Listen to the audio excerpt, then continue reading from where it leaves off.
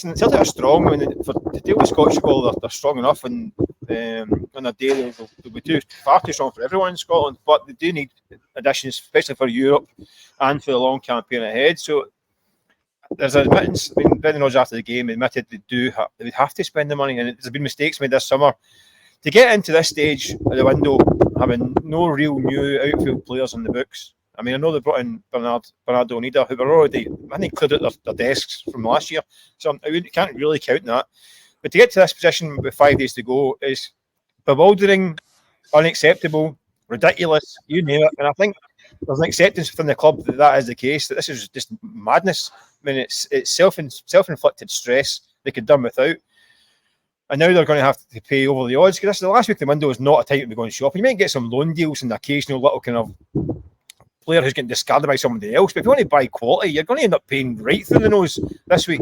So having dithered all summer on transfers, I'm now going to pay more than they would have paid a month ago, and that's their own doing. But they'll need to bring in 3 or 4 proper players in the next week, or there's going to be hell to pay. I mean, the fans are really going to be angry, because 25 to 26 million up front for O'Reilly coming in to go on top of the pile that's already there. If that money's not getting spent, or a portion of it, there's going to be hell to pay, this head. I mean, and understandably so. Mm-hmm. Kieran Conley, who's written in on Record Sports social media channels, and I should say, if you're watching at home, get involved in the comment section. Kieran Conley says the board has let the manager and the fans down massively. There's absolutely no excuse they can use as to why things have been left this late, and it all points to incompetence. And on top of that, Mick, as well, there's a video doing the rounds on social media today of Peter Lawwell leaving the stadium and getting stick off the fans. It does feel like it's a bigger week than it should be for Celtic, if you know what I mean. They're cruising on the pitch, but this is a massive, massive week for the club as a whole. It is. I mean, as I was touching on, I mean, this was a summer when Celtic could really have put the foot down and really strengthened across the board. I mean, the money they've got in the bank, the money they knew was coming in for O'Reilly this point in time, they really had a chance to kind of elevate the club to a different level.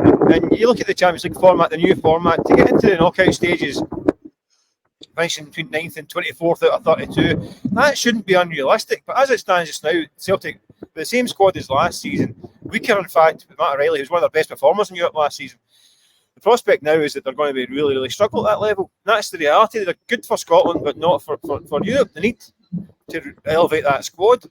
And they needed to elevate the squad in last January. They needed to do it last summer, when they lost Jota, and it wasn't done. So now we're in the third window when it's not been done. So it's malfunctioning.